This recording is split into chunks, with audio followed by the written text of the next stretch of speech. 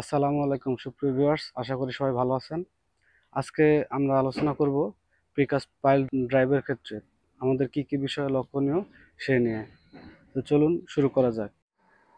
আপনি যদি site engineer অথবা কন্ট্রাক্টর অথবা বিল্ডিং ওনার হয়ে থাকেন, তাহলে আজকের ভিডিওটি আপনার জন্য। আমার পিছনে যে যন্ত্রটি দেখছেন, এটির নাম হাইড্রোলিক স্ট্যাটিক পাইল ড্রাইভার। এটার সাহায্যে আমরা প্রিকাস্ট পাইল ড্রাইভ করে থাকি।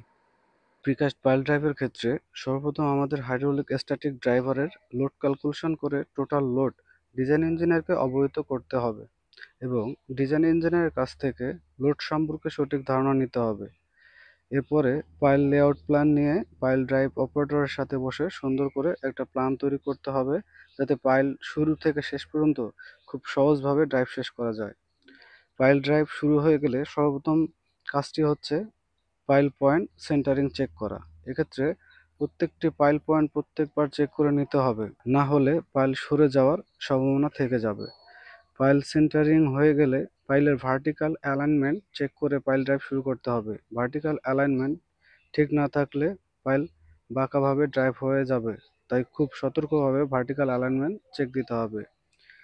পাইল যদি দুই পার্টের হয়ে থাকে, সেক্ষেত্রে প্রথম পার্টের জয়েন্ট প্লেটের সাথে দ্বিতীয় পার্টের জয়েন্ট প্লেট ওয়েল্ডিং করে নিতে হবে।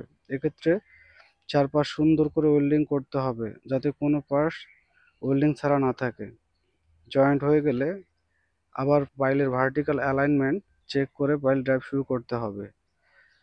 এরপর সবচেয়ে গুরুত্বপূর্ণ কাজটি হচ্ছে পাইল লোড চেক।